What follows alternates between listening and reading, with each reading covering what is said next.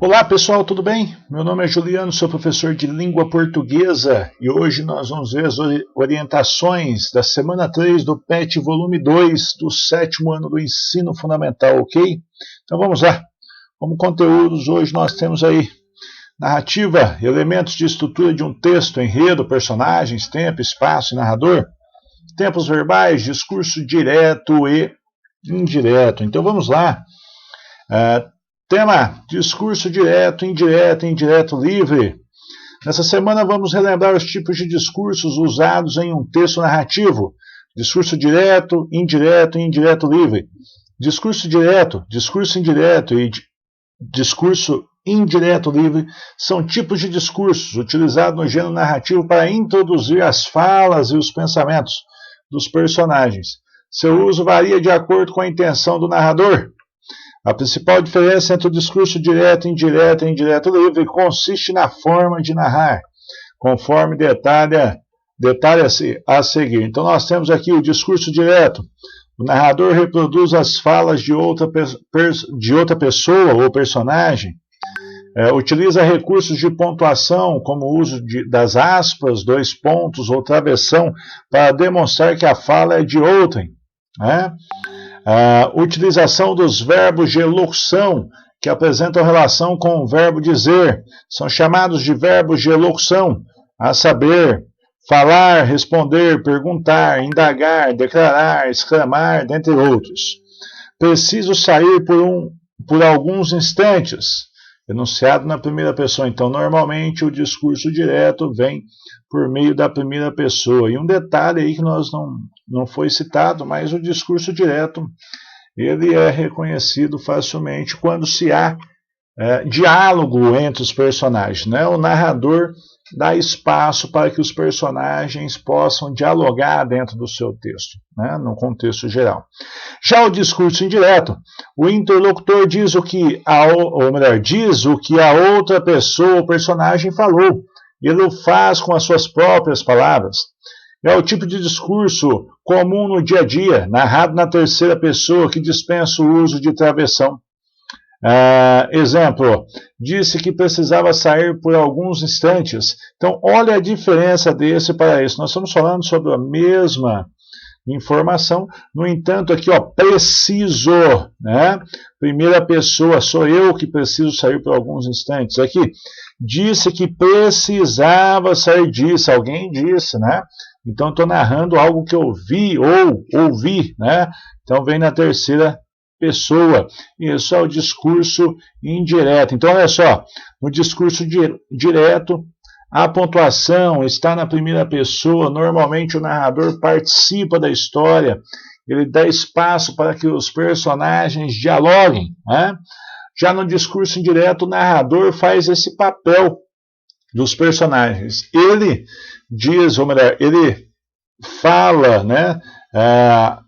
No caso aí, com as suas próprias palavras, a fala dos outros personagens. Ele que apresenta, né, a fala de outros personagens. E normalmente isso vem na terceira pessoa. E aí nós temos o discurso indireto livre, caracterizado pela junção dos discursos direto e indireto. Assim, há intervenções do narrador e da fala dos personagens. Não há indicações de separação da fala do narrador da fala da personagem, e são feitos por meio de verbos de elocução, conjunções ou sinais de pontuação. No discurso indireto livre ainda, liberdade sintática, aderência do narrador ao personagem. Exemplo, o despertador tocou um pouco mais cedo.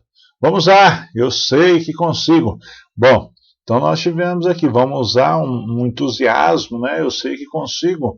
Isso faz parte do discurso indireto livre. Não podemos dizer que o discurso indireto livre é influenciável e normalmente apresenta comentários, opiniões, né, do narrador, ou não, do personagem, mas o narrador tem como acrescentar essas informações no discurso, né, um pensamento, uma reflexão, uma opinião, um comentário, né, diante da situação, ok? Para saber mais, temos aí alguns vídeos, olha aí, discurso direto e indireto, podemos encontrar aqui no YouTube. Eu vou deixar na descrição do vídeo, eu tenho também um vídeo explicando o discurso direto, indireto livre, né? que vocês podem assistir aí e tirarem as dúvidas, ok? Atividades no conto A Orelha de Van Gogh. Nós já lemos isso na semana passada, fizemos atividades, né? Predomina o discurso direto, indireto ou indireto livre.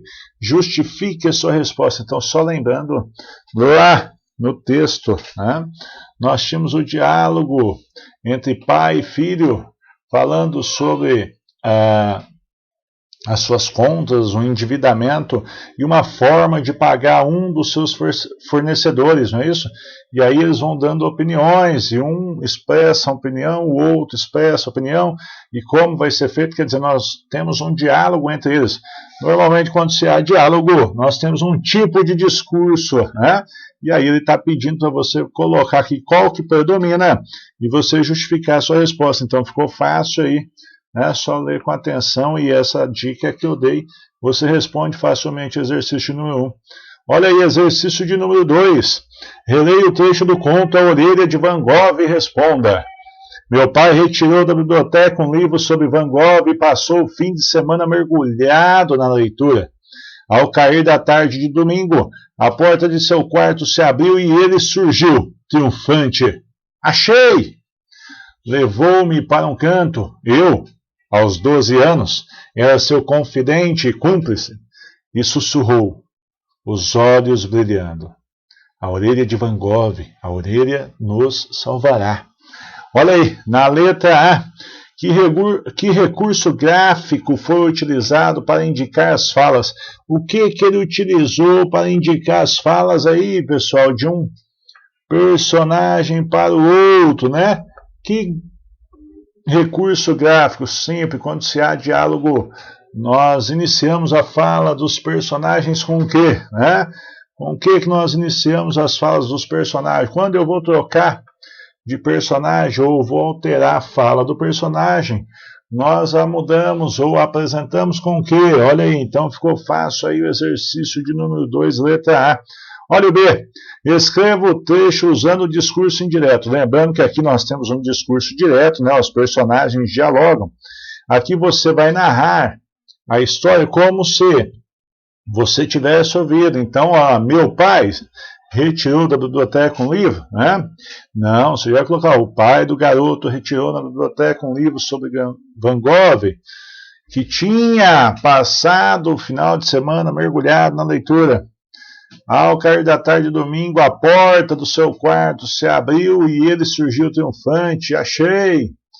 Levou o garoto para um canto. Ele, aos 12 anos, era seu confidente e cúmplice. E sussurrou, né, com os olhos brilhando. A orelha de Van Gogh, a orelha irá nos salvar. Então, olha lá, é só você passar para o discurso indireto, né? Eliminando o travessão, os 2 pontos e alterando o verbo. Exercício número 3. Sobre o discurso indireto, é correto afirmar lá, é correto, exceto quer dizer menos, né, com exceção. Letra A, então das 4 alternativas aqui, 3 estão corretas, apenas uma está incorreta. No discurso indireto, o narrador utiliza suas próprias palavras para reproduzir fielmente as falas das personagens. B. O narrador conta a história e reproduz falas e reações das personagens. C. No discurso indireto, as personagens são conhecidas através de seu próprio discurso, ou seja, através de suas próprias palavras. Isso acontece no discurso indireto. D. Geralmente é escrito na terceira pessoa, as falas são iniciadas com o sujeito, mas o verbo de elocução seguido da fala de personagem, né? Então, normalmente na terceira pessoa indireto, correto, né? O narrador utiliza suas próprias palavras, correto, né? Reproduz as falas dos personagens, correto, né? As personagens falam com as suas próprias palavras. Opa, aí temos um equívoco, né? Então, você vai assinalar a alternativa aí que não apresenta informações corretas sobre o discurso indireto. No exercício número 4, leia os trechos abaixo e enumere de acordo com o discurso utilizado. Então, vai colocar 1 para direto, 2 para indireto e 3 para indireto livre. Letra A. Por que veio tão tarde? Perguntou-lhe Sofia, logo que apareceu à porta do jardim, em Santa Teresa. Depois do almoço, que acabou às 2 horas, estive arranjando uns papéis, mas não é tão tarde assim. Continuou o Rubião, vendo o relógio. São 4h30. Sempre é tarde para os amigos, replicou Sofia, em ar de censura. Então aqui nós vamos colocar se é 1, 2 ou 3 dentro dos parênteses, ok? Na letra B, engrossou a voz, ou melhor, engrosso a voz e afirmo que sou estudante. Olha lá, engrosso a voz e afirmo que sou estudante. Estou falando de mim, estou utilizando, eu sou um personagem, estou utilizando a primeira pessoa. Portanto, aqui eu vou colocar uma letra correspondente, 1, 2 ou 3, não é isso? 1, 2 ou 3. Letra C. Aperta o copo na mão quando Lorena sacode a bola de vidro, a neve sobe tão leve, rodopia flutuante e depois vai caindo no telhado, na cerca e na menininha de capuz vermelho. Então, ela sacode de novo. Assim, tenho neve o ano inteiro. Mas por que neve o ano inteiro? Onde é que tem neve aqui? Acha linda a neve? Enjoada.